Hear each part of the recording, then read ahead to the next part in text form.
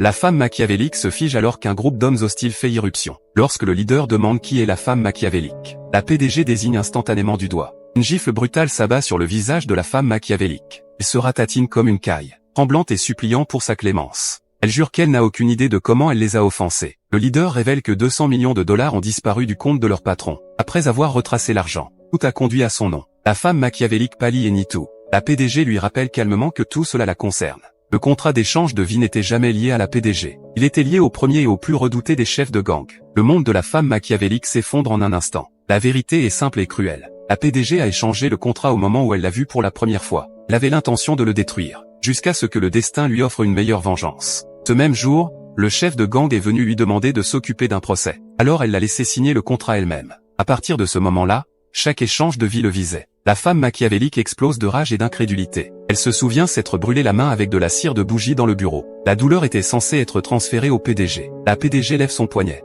Des cicatrices légères visibles sous un sourire. Ces blessures ont été cachées bien avant. La femme machiavélique ne comprend pas comment tout a été révélé. Elle suppose que le salaud l'a trahi. Sa main se rétracte et le frappe durement. Alors que les deux se retournent l'un contre l'autre, le PDG s'avance calmement. La vérité blesse plus que la trahison. Ils savaient déjà tout parce qu'elle était réincarnée. Chaque pas était un piège tendu juste pour eux. Furieuse, la femme machiavélique se jette sur le PDG. Des armes sont soudainement dégainées et pointées sans hésitation. La femme machiavélique et le scélérat paniquent immédiatement. Ils essaient désespérément de tout rejeter sur